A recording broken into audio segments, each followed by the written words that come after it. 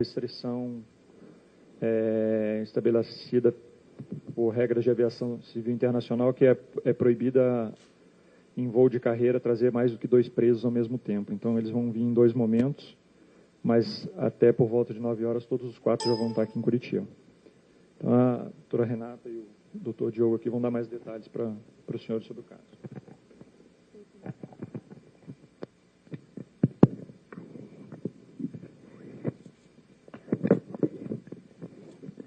Bom dia.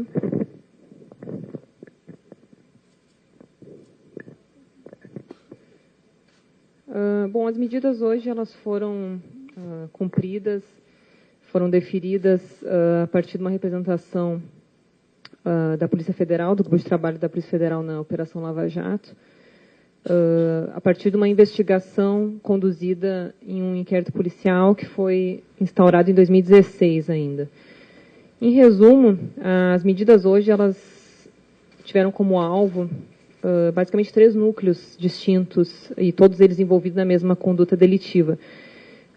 Uma empresas, na verdade 2, do mesmo grupo econômico, que intermediavam o pagamento de propina para funcionários de uma divisão de gás e energia da Diretoria de Engenharia da Petrobras. O segundo núcleo, os funcionários de fornecedoras da Petrobras, que de alguma forma intermediaram esse contato entre a empresa pagadora de propina e os funcionários.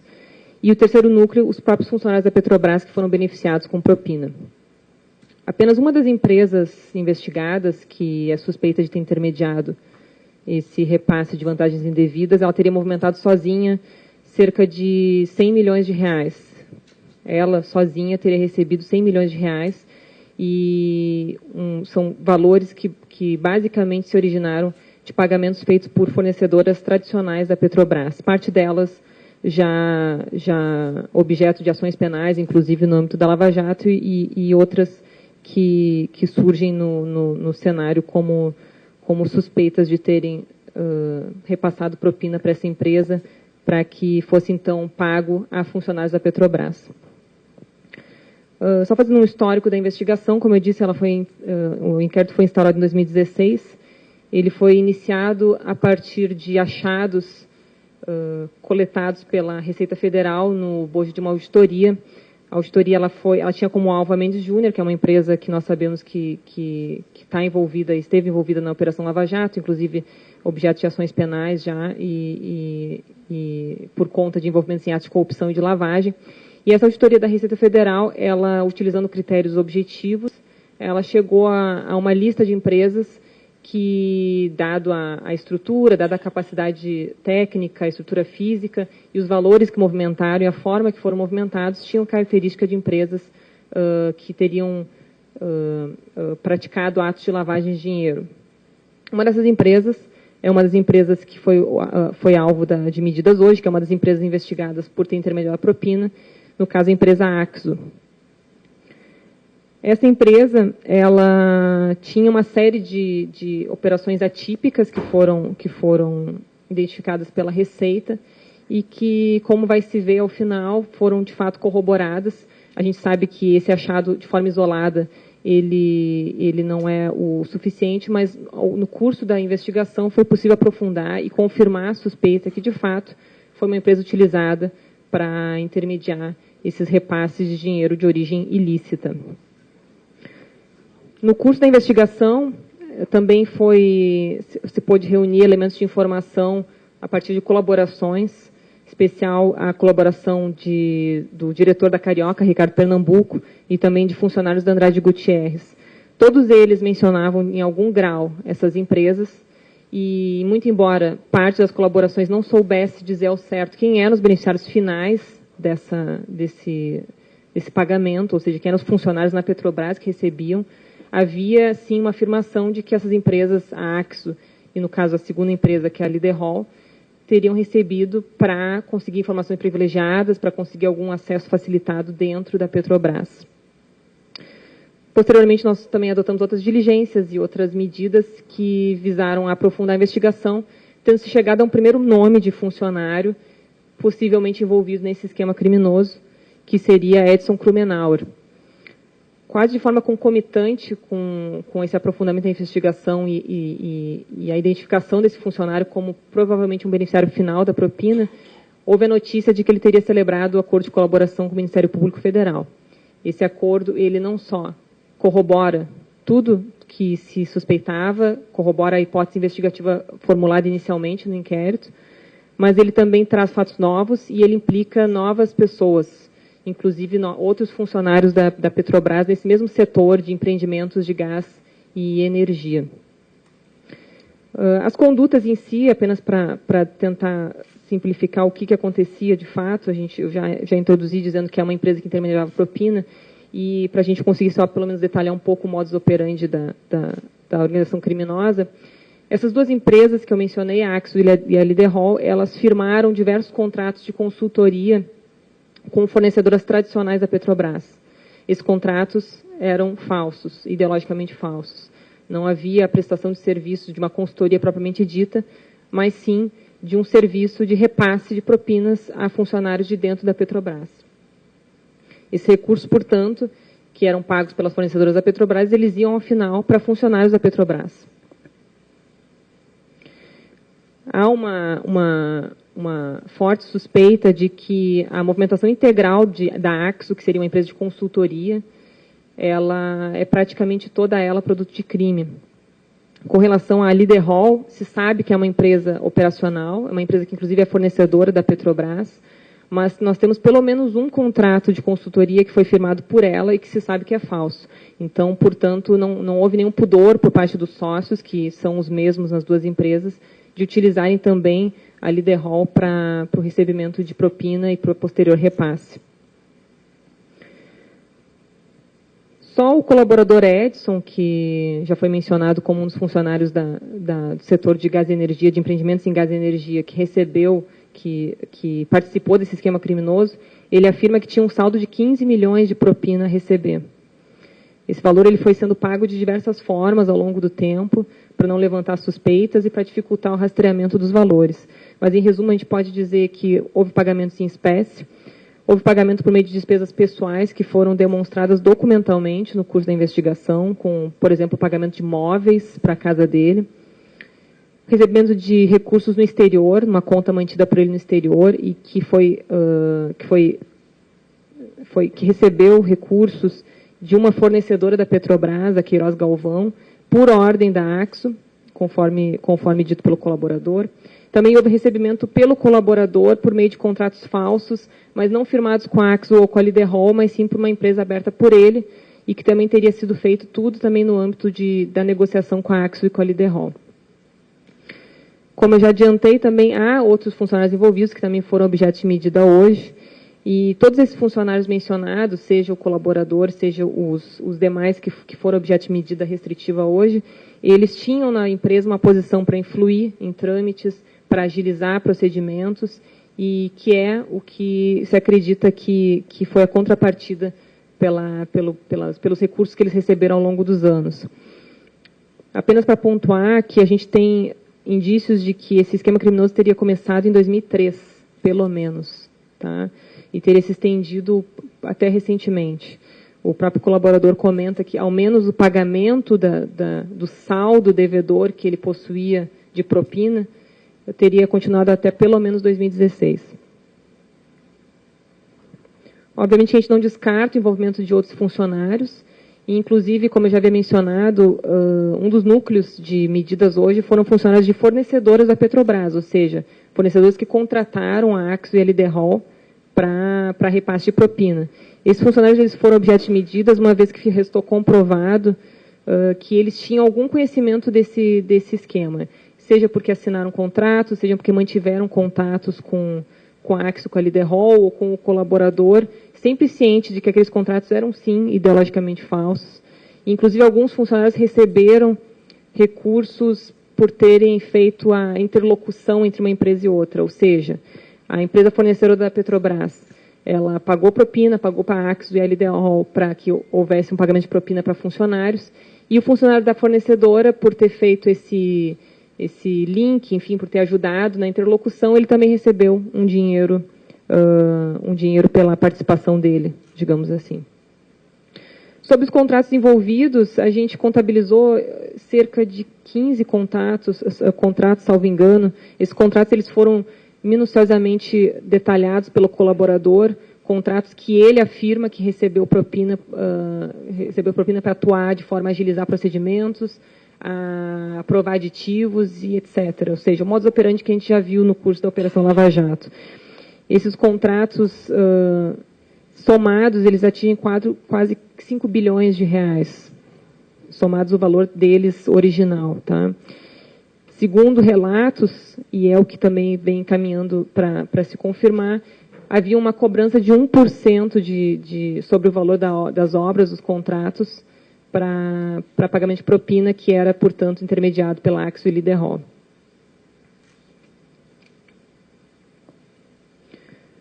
Então, o que se vê aqui, em resumo, é um novo núcleo que surge no âmbito da organização criminosa, que já havia sido inicialmente desvelado no âmbito da Operação Lava Jato. É um núcleo que atuou no setor de empreendimento de gás e energia da Diretoria de Engenharia, que é uma diretoria que já se tem conhecimento do desenvolvimento de funcionários como Pedro Barusco e Renato Duque, num nível hierárquico maior.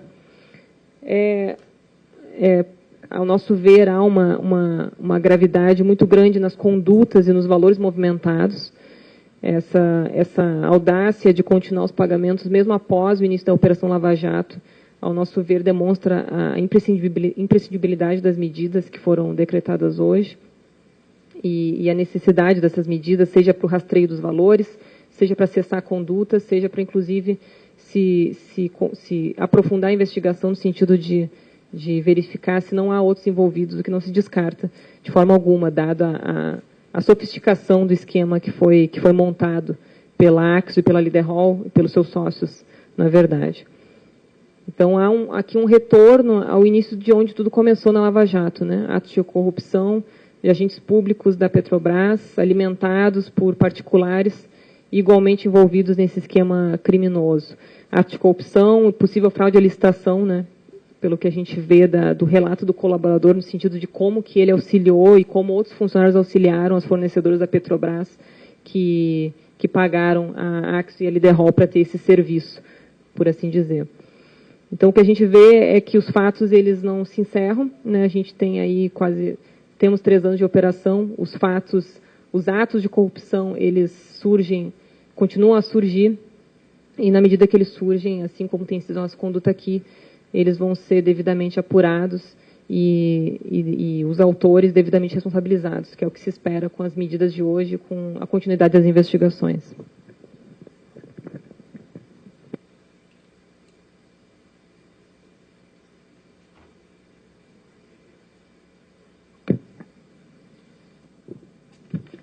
Bom dia a todos.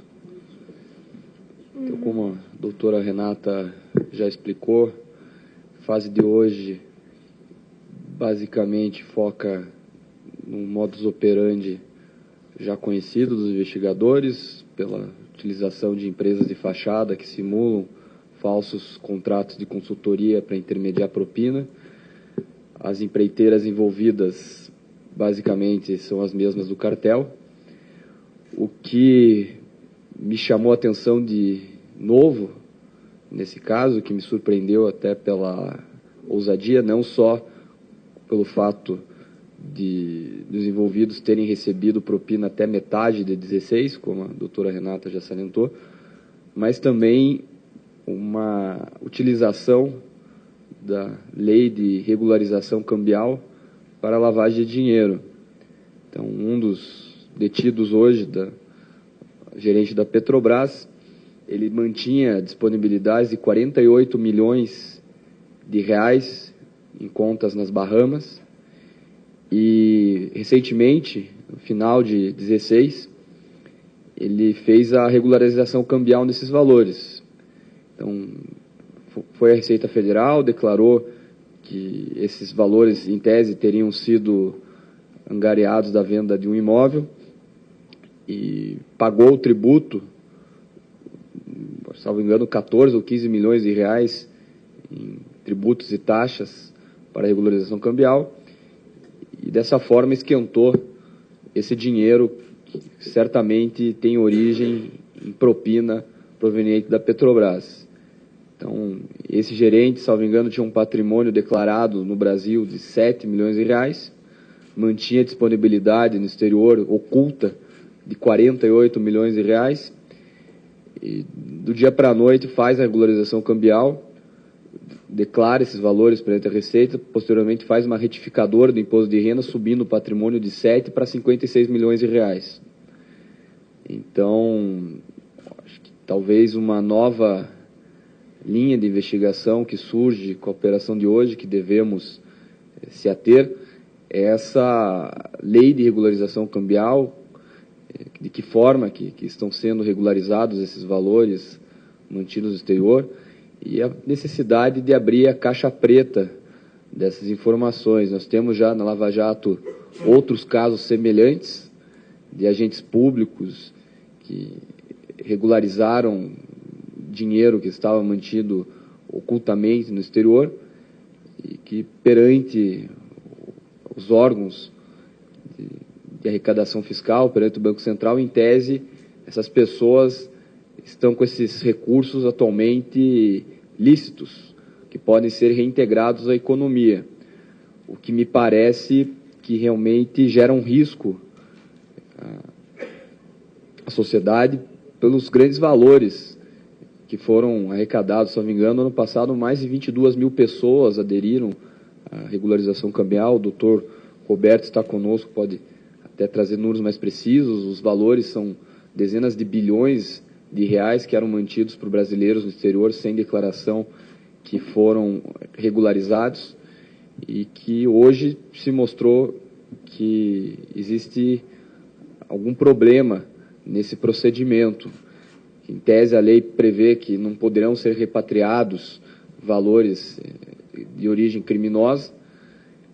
Contudo, o caso de hoje demonstra que, embora a lei não permita a repatriação desse tipo, regularização cambial desse tipo de recursos, um dos gerentes detidos utilizou desse meio para lavagem de capitais. Então, a Lava Jato deve abrir a caixa preta dessa lei de regularização cambial e realmente verificar de que forma está sendo feito esse procedimento.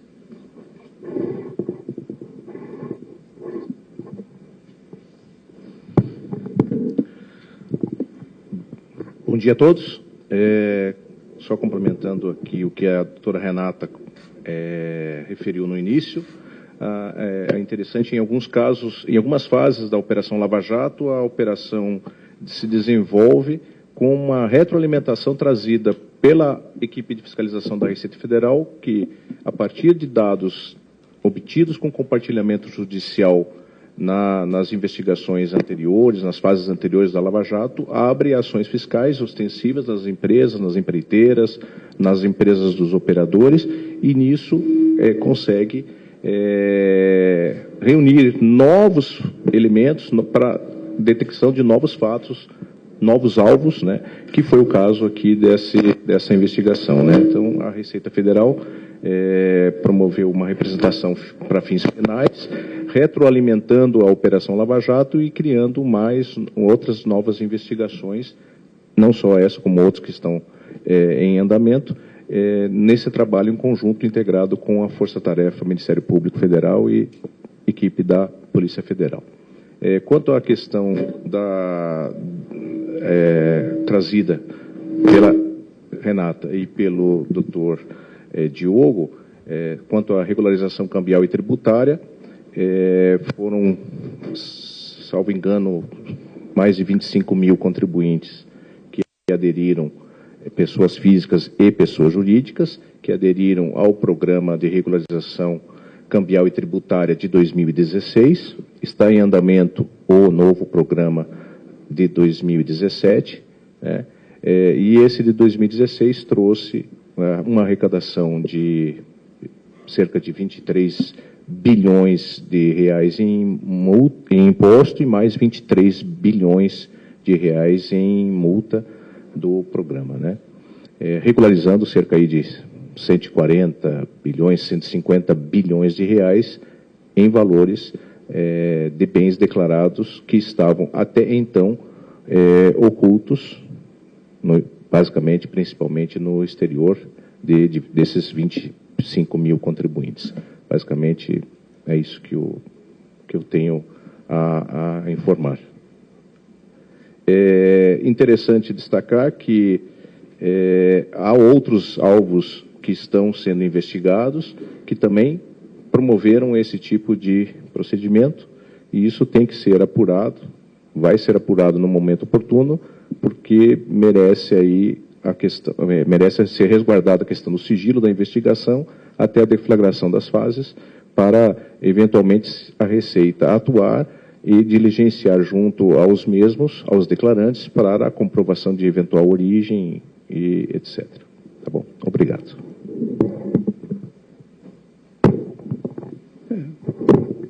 Bom dia a todos. Gostaria de ser rápido e vou sintetizar em 3 pontos que, no meu ver, são os mais importantes na operação de hoje. Primeiro, fica claro que há muito trabalho ainda a ser feito na própria Petrobras. Nada garante que nós tenhamos hoje realmente uma empresa limpa de toda a corrupção do seu passado. Mesmo hoje, trabalhando em cima de casos com ex-gerentes, nós certamente ainda vamos descobrir muitas pessoas na ativa que também tiveram participação em fatos criminosos. O segundo aspecto é a ousadia desses criminosos, mantendo essa conduta criminosa até 2016. E não só isso, como usando a lei na ambição de manter o patrimônio a salvo. Então, eles usaram a legislação, esse é o terceiro aspecto muito importante, usaram a legislação para lavar dinheiro. Isto vai além da anistia da sonegação fiscal e da evasão de divisas que o governo permitiu com a lei de repatriação. Isso é usar a lei para legalizar corrupção. E isso nós temos que combater. Nós precisamos realmente, como diz o doutor Diogo, abrir a caixa preta da lei de repatriação. Obrigado.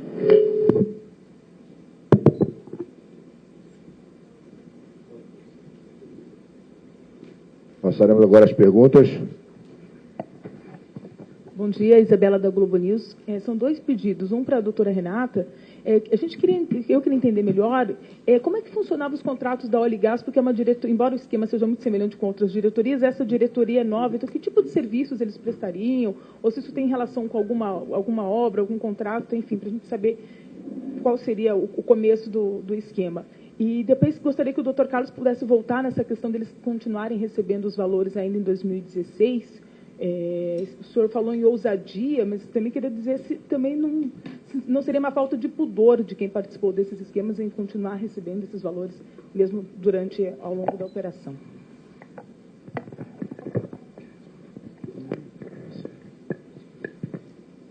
Na verdade, esses 3 gerentes envolvidos, eles, como eu disse, eles estavam...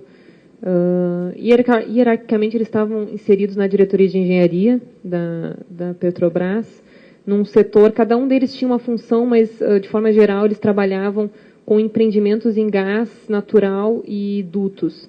Então, eles atuavam em contratos em que havia como objeto a execução de obras que envolvessem gás. E, por exemplo, só para citar alguns contratos para os senhores conseguirem perceber melhor o objeto desses contratos, nós temos aqui gasoduto Campinas Rio, gasoduto Catu Pilar,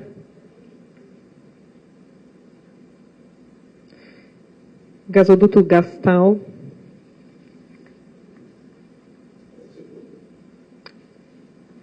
fazer devagar aqui para... Só estou pincelando alguns, tá? Gasoduto Campinas Rio, gasoduto Catu Pilar, gasoduto Gastal,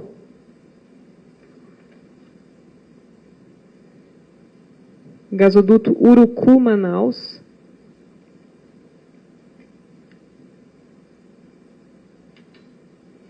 GNL Baía da Guanabara, GNL.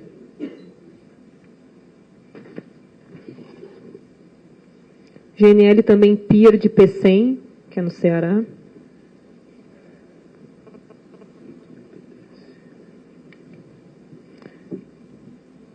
Terminal de Angra dos Reis.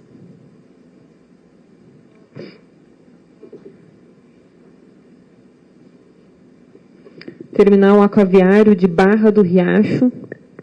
Então, como se vê, há uma identidade geral assim, nos objetos, sempre na área de dutos e de construção de terminais para transporte de gás. Né? Outro exemplo é o terminal aquaviário Ilha Comprida.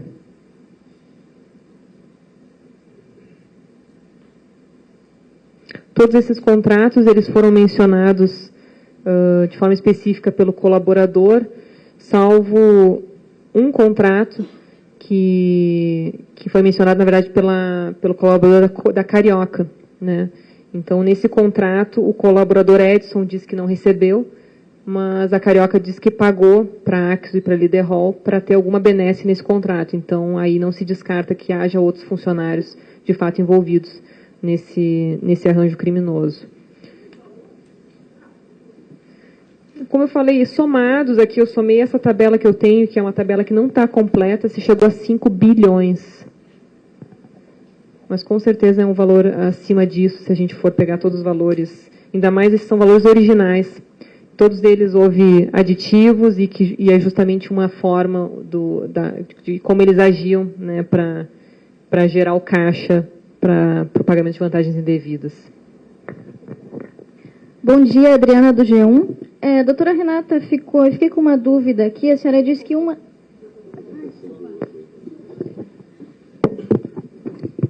Não. Em relação à questão da falta de pudor, nós podemos elencar dezenas de defeitos, falta de qualidades, né, dessas pessoas envolvidas. Evidentemente, houve uma ganância excessiva, que comprometeu um quadro técnico que é de reconhecida qualidade, que é o da Petrobras. E a ganância se demonstrou tamanha, a falta de pudor se demonstrou tamanho, que receberam até 2016 e ainda tentaram regularizar os valores.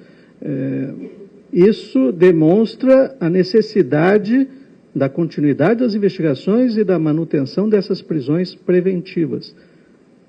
Enquanto não houver respeito a uma investigação em andamento, como está acontecendo nesse caso, é necessário que o Poder Judiciário demonstre firmeza com as prisões realizadas, porque somente assim nós podemos deter essa organização criminosa. Doutora Renata, minha dúvida é a seguinte: a senhora disse que uma das empresas movimentou sozinha os 100 milhões de reais, né? Essa empresa é a Axo? Isso que eu não entendi. Isso. Na verdade, como eu falei, são duas empresas que a gente conseguiu reunir indícios de que firmaram esses contratos falsos e que intermediaram a propina, enfim, efetuaram a lavagem. A Axo e a Liderhol. Uma das empresas da Liderhol, a de suporte a Liderhol Suportes. A Liderhol, como eu disse, é uma empresa que se sabe que é operacional, uma empresa que constrói, enfim, roletes, e é inclusive fornecedor da Petrobras. A Axo, por sua vez, ela tem o mesmo quadro societário da Liderhol, mas é uma empresa de consultoria, uma empresa com um quadro de trabalhadores super reduzido e que, conforme já havia sido constatado pela Receita na auditoria, não possui estrutura física e capacidade técnica em termos de mão de obra para justificar uma movimentação de recursos tão grande. Então, como eu disse, a Axo, ela sozinha, teria recebido cerca de 100 milhões de reais no período de análise das movimentações bancárias, e com relação à Axo, há uma suspeita forte de que a integralidade desses valores constitua produto de crime, uma vez que até o momento não foi possível localizar nenhum elemento que indique algum contrato lícito por essa empresa. O que nós temos até agora são contratos ilícitos, feitos de forma a justificar um repasse para depois ser encaminhado aos funcionários da Petrobras que participavam do esquema. Olá, meu nome é Jair, eu sou da Rede Massa. Eu queria perguntar ao doutor Roberto, da Receita, como é que funciona melhor essa questão dessa lei, dessa repatriação desses valores? Se na própria lei, inclusive, existe alguma informação de como que pode ser evitada essa repatriação de dinheiro, se tem uma informação referente, por exemplo, à origem, se eles devem comprovar isso.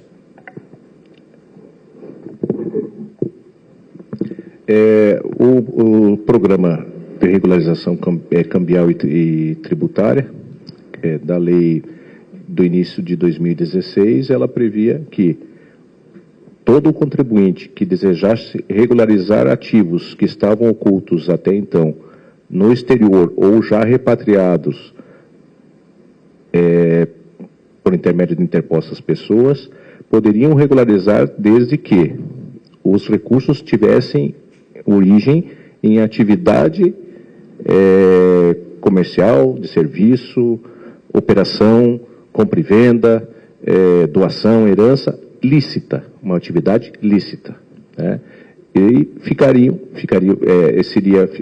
não haveria, então, resultados em relação a crimes de sonegação, a crimes de contrabando e decorrentes o crime de lavagem de dinheiro e manutenção de recursos no exterior não declarados. Ficariam eximidos desses ilícitos penais.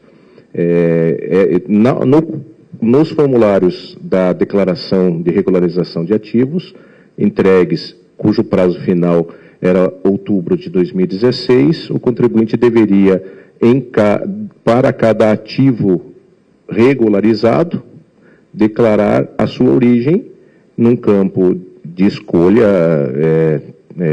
já pré-determinado e um campo abaixo, um campo de observação, onde ele descreveria um pouco mais aquela operação que fez. Então, esse tipo de origem é declaratório do contribuinte e está na base da declaração, né? Logicamente, todas as atividades ali elencadas são atividades lícitas permitidas pela lei e pelo sistema, né? Então, alguns deles podem ter efetivamente declarado alguma coisa que não é verdadeira, né? E, em seguida, o pagamento de 30%, 15% de imposto e mais 15% de multa sobre esses valores. Então, 30% sobre esses valores ele tinha que recolher para fazer para cumprir a sua adesão ao programa de 2016. Acho que esclareci. Obrigado. Gostaria de acrescentar que, em troca desses 30%, o governo criou uma fantasia, uma declaração que não é verificada. E nós não temos acesso. Nós temos que pedir quebras de sigilo em casos específicos para descobrir. Mas, efetivamente, o que o governo fez foi uma autodeclaração em que boa parte encobre a real origem dos recursos.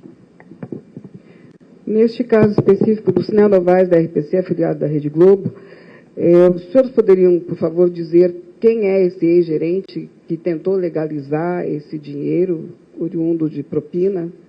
E também os nomes dos demais que foram presos e quais as respectivas funções e qual era o papel deles nesta organização. O gerente que utilizou da regularização cambial para esquentar valores mantidos no exterior é o Márcio Almeida. Estava inserido no mesmo contexto do grupo criminoso que atuava na área de gás e energia. E eles, o modus operandi era basicamente o mesmo, já verificado em outros casos. As licitações eram fraudadas, as informações da área interna da Petrobras eram vazadas, principalmente no que se refere às empresas que seriam convidadas, principalmente o que se refere aos valores de referência. E esse gerente atuava junto com o colaborador Krumenauer e também com outro gerente detido hoje, Maurício Guedes. Uma pergunta também para o doutor Leonel. Já que foi rastreado que ele se utilizou da legislação para tentar regularizar esse dinheiro vai ser devolvido? Como é que vai ser o reembolso, né, a recuperação desse dinheiro? esse é um procedimento dos órgãos de persecução penal, né, Ministério Público e Polícia, requerendo ao juízo o bloqueio desses bens, né. A regularização, isso é importante até destacar, não obrigou nenhum contribuinte a fazer o efetivo ingresso desses recursos no Brasil. Só é uma regularização, uma declaração. Ele estava desobrigado de repatriar. Nós, nesse momento, dependendo da investigação da Polícia Federal e do Ministério Público, não sabemos se houve efetivamente o ingresso daquele recurso que ele declarou, que esse investigado declarou. Destaca-se, logicamente, que o valor do DARF que ele pagou, que foi cerca de 14 milhões de reais, ele teria que desfazer de todo o patrimônio dele e mais um pouco para conseguir pagar o DARF de 14 milhões que efetivamente ele recolheu. Então, pode ter havido nesse período de outubro de 2016, ele ter feito um câmbio de remessa para o Brasil. Pode ser. Hoje, no momento, eu não tenho essa informação.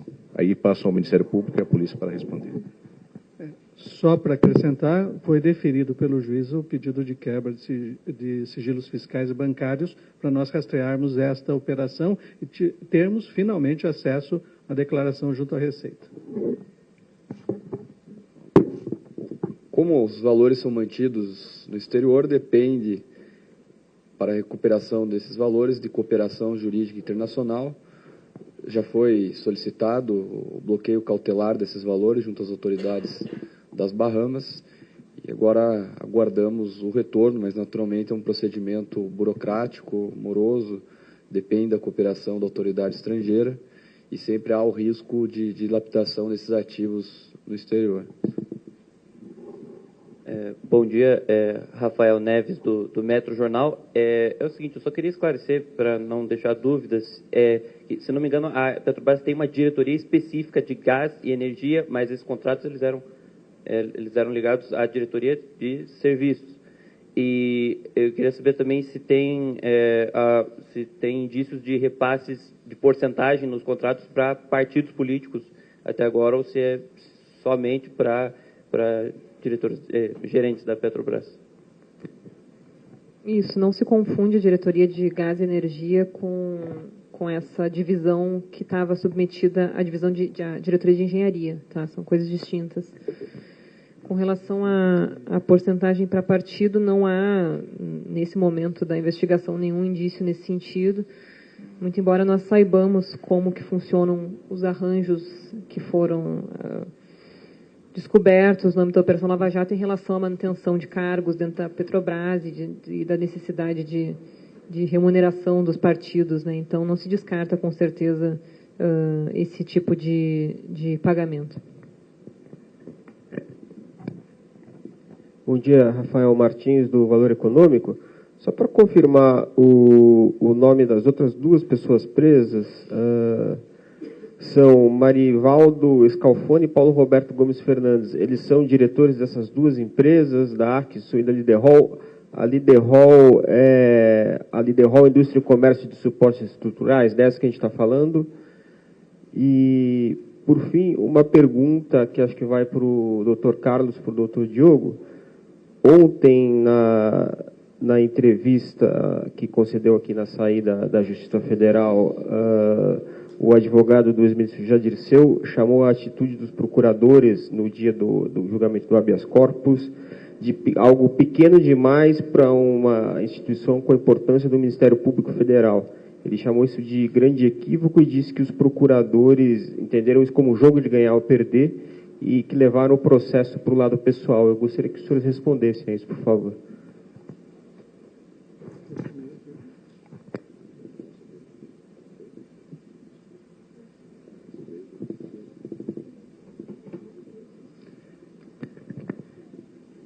Oi, desculpa. A questão dos presos, realmente Paulo Roberto e Marivaldo são sócios tanto da Axo quanto da Liderol. Né? Como a gente já havia dito, elas compartilham do mesmo quadro societário. Acho que é isso, né?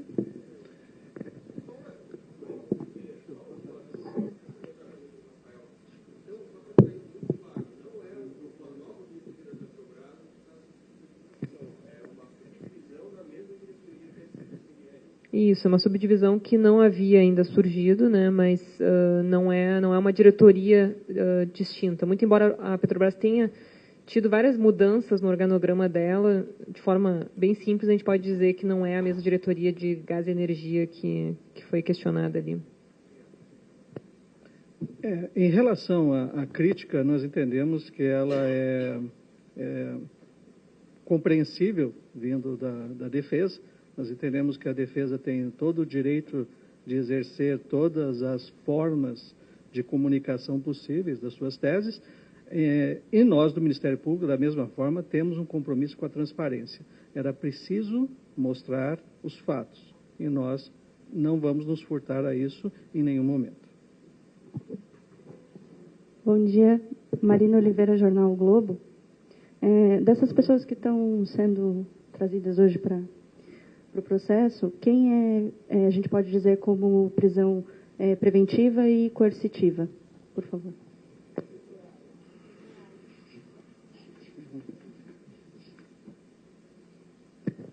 São 2 preventivas e 2 temporárias. As 2 preventivas são os sócios da Axio da Liderol, Paulo Roberto e o Marivaldo, e as temporárias são os 2 ex-gerentes, Márcio e Maurício. Tá?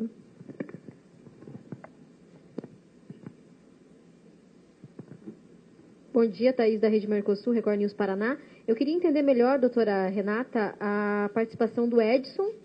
Ele já foi alvo da operação, para a gente recuperar um pouco. Existe algum mandado de busca, alguma coisa contra ele? E com relação... que dá para a gente ter uma ideia em números, quantos funcionários da Petrobras teriam recebido valores de 2003 a 2016? O Edson, ele é colaborador da Justiça nesse momento, tá?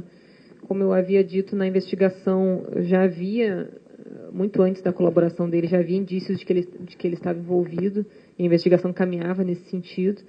Mas uma vez que ele celebrou a colaboração, ele pôde corroborar esses fatos e trouxe todas essas outras questões e, enfim, detalhou o recebimento de propina em cada um dos contratos, de que forma e com quem que ele rateou os valores. Nesse contexto de rateio é que ele trouxe esses outros 2 executivos, Maurício e Márcio. A menção também é um terceiro executivo, que hoje foi objeto de condução coercitiva, que teria sido o ponto de contato deles com a Axio Liderol. Foi o executivo que apresentou a eles a Axio Liderol, que disse que eles deveriam ir lá conversar e, enfim, ver o que poderia ser, como é que eles poderiam trabalhar com a empresa. Mas, de forma concreta, há relato de pagamento de propina, de rateio de propina com esses 2 executivos, o Márcio e o Maurício. Não se descarta que outros estejam envolvidos, como eu já disse, e que, inclusive, há indícios nesse sentido. Bom dia, Ângelo Sfaier, da Rádio Band News. Uma dúvida em relação aos caminhos da operação. Acho que aqui mesmo no ano passado, se não me engano, na fase que investigava o ex-ministro Guido Mantega ou então Antônio Palocci, a gente ouvia que a Operação Lava Jato já não era mais uma operação sobre Petrobras, mas sobre Caixa 2, financiamento de campanhas eleitorais. Hoje a gente volta a ver operações prendendo ex-gerentes, pessoas ligadas à estatal. O que eu queria saber, e também com o recado de que ainda há muito trabalho a ser feito neste núcleo, o que eu queria saber é os caminhos, né? Como os investigadores, tanto da polícia quanto do Ministério Público, enxergam isso, os caminhos que a operação deve seguir, se é que existe algum caminho traçado, né? Como é que vocês discutem isso, como que isso é tratado dentro da investigação?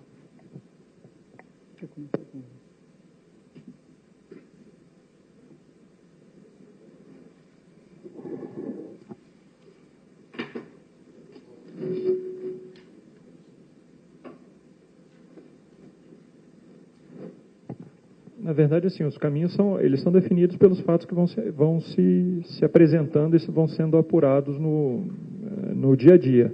Não há nenhum tipo de direcionamento em agora vamos investigar Caixa 2, vamos investigar contratos da Petrobras, não. Essas coisas vão acontecendo. Agora, a Petrobras é gigantesca, até que foi mencionado na pergunta anterior. Acho que dificilmente a gente vai um dia tentar poder dizer a quantidade de funcionários que se envolveram nessas práticas criminosas dentro da empresa. Infelizmente, isso parece estar disseminado em todos os setores da empresa, apesar de ser uma empresa de dezenas de milhares de funcionários, mas nós não atuamos de uma forma semelhante à auditoria. Então, a investigação ela não atua. Hoje vamos ver tudo que está errado na diretoria tal da Petrobras. São fatos que vão se apresentando e vão sendo apurados. Então, esse ciclo ele pode ser que aconteça várias vezes. Nos leve essa fase ela pode evoluir para um segundo momento. É difícil que valores tão altos envolvidos aqui não sigam o mesmo sistema de financiamento partidário de agentes públicos, mas não existe uma definição do que vai ser investigado. As provas vão levando e a gente vai sendo, de certa forma, conduzido por elas, né? Em relação a isso, confirmando, o caminho da investigação ele se revela na medida que nós vamos andando nesse mesmo caminho. Então, é muito difícil dizer aonde nós aqui de Curitiba vamos parar efetivamente. De qualquer maneira, já existe uma noção bem clara de que a Lava Jato não é mais Curitiba, não é mais Brasília, não é mais o STF, não é mais o Rio de Janeiro, é um movimento nacional, até mesmo porque, em decorrência da revelação dos acordos com os executivos da Odebrecht e com a própria empresa, nós vamos ter uma operação Lava Jato espalhada pelo Brasil inteiro. Então, o caminho da Lava Jato é o de se tornar uma operação nacional, envolvendo ministérios públicos e polícias, não só federais, como estaduais também. A doutora Renata falou num valor aí de 5 bilhões de reais nos contratos. É possível dimensionar exatamente quantos contratos foram estabelecidos de forma fraudulenta para chegar nesses valores? Pelo relato do Edson, só especificamente, ou seja, contratos que ele teria atuado e que ele teria recebido propina, em alguns deles ele rateou essa propina com outros funcionários, nós contabilizamos aqui de forma preliminar 18 contratos. Há contratos em que duas ou mais empresas são contratadas para contratos distintos, projetos, digamos assim, mas contando de forma individual, chegamos a 18 contratos mencionados, tanto pelo Edson, quanto, como eu já havia mencionado, um contrato que a Carioca menciona, que o colaborador da Carioca menciona, que é um contrato que o Edson não mencionou, mas que a Carioca afirma ter pago a Axis Liderol para obter benesses. Então, como eu já disse, é um contrato que a gente tem indícios que outro funcionário tem recebido, né? Bom dia, Rafael, do Metro Jornal. Eu queria fazer a seguinte pergunta, se eu não estou enganado, parece que o Edson confessou na colaboração ter recebido sozinho cerca de 100 milhões de reais, que ele conheceu, alguém recebeu sozinho essa quantia? A minha pergunta, eu queria confirmar esse dado, que a minha pergunta é o seguinte, que me parece que individualmente não se descobriu até agora algum indivíduo da classe política que tenha recebido um valor de tal monta para enriquecimento ilícito. E a gente tem casos como o Barusco, por exemplo, que devolveu 97 milhões de dólares. Eu queria perguntar se isso passa a impressão de que os maiores beneficiários, pelo menos no campo do enriquecimento ilícito, no que já se descobriu da Lava Jato, tenham sido os próprios ex-gerentes da Petrobras e não políticos. Não, na verdade, esse número de 100 mil pode ter havido algum engano, é o número que a Axo recebeu de pseudo-clientes dela, tá? Num determinado período de tempo que a gente analisou a movimentação bancária, 100 milhões de reais. Como eu disse, há uma forte suspeita de que a integralidade desses valores seja de origem ilícita. Não tenha correspondido a nenhuma contrapartida lícita, a nenhum serviço propriamente prestado pela Axo, né? O que vai ser aprofundado no curso da investigação. O que se tem nesse momento é a Axo celebrando contratos falsos. Então, esses 100 milhões não foram recebidos necessariamente por um executivo.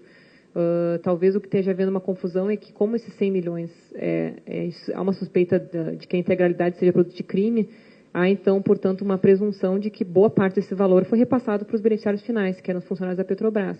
e parte dele foi embolsado pelos próprios sócios da Axo da Liderol, que também cobravam uma comissão para si, com certeza, para operar esse serviço, né?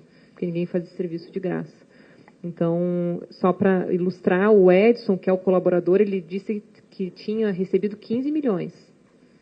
Teria direito a 15 milhões pela atuação dele ao longo dos anos, de 2003 até a saída dele da Petrobras, e ele sozinho 15 milhões. Então, a gente não sabe exatamente, com certeza, quanto que era devido aos demais funcionários, e é bem possível que seja um número maior, se formos considerar, por exemplo, o valor internalizado pelo Márcio, e que também recai suspeita de que seja um valor sem origem lícita.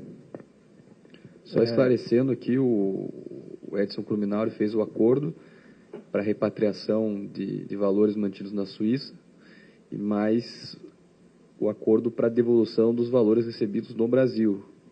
Não me lembro agora de cabeça os números exatos, mas o valor total de devolução de ativos vai dar em torno de 15 milhões de reais, incluindo os valores que eram mantidos na Suíça, como também os valores recebidos no Brasil.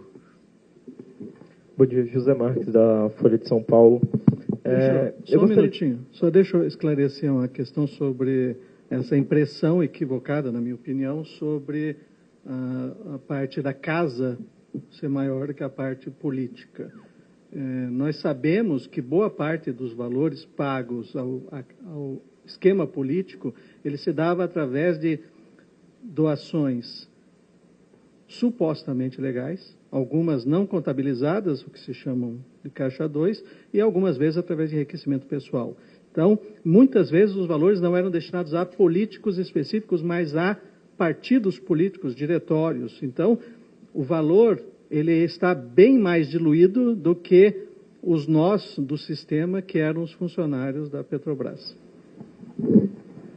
O que eu gostaria de saber é que essas duas empresas, a Arxo e a Liderol, com quais empreiteiras elas fizeram contratos? Já foi citado aqui Andrade Gutierrez, Queiroz Galvão, mas quais foram as empreiteiras que vocês estão investigando que fizeram contratos com as duas empresas? É uma lista bem grande, que eu realmente não disponho no momento, todas as clientes da Axo e da Liderol, mas só para ilustrar, esses contratos que o colaborador mencionou como contratos em que houve pagamento de vantagem devida, há empreiteiras como Queiroz Galvão, Centro Project, que é uma empreiteira que não havia, salvo melhor juízo, ainda sido mencionada, Odebrecht, Tequinte, Toio e Camargo Correia em consórcio, Andrade Gutierrez, que já foi mencionada, Carioca, que já foi mencionada. A menção a uma empresa estrangeira espanhola, salvo engano, de nome Duro Felgueira, que também teria participado, teria pago diretamente o colaborador Edson. GDK, Galvão Engenharia.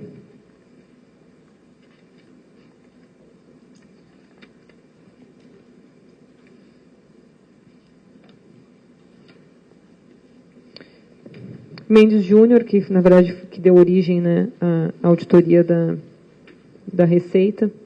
E como eu disse, há um rol enorme de pagadores que surgiram nas movimentações bancárias e nas informações fiscais da Axo, especificamente, e que agora vai se buscar aprofundar a investigação e entender por que essas empresas teriam repassado recursos bastante vultuosos para uma empresa que a gente sabe que agora se dedicou de forma bastante prolongada à lavagem de dinheiro e à operacionalização de atos de corrupção.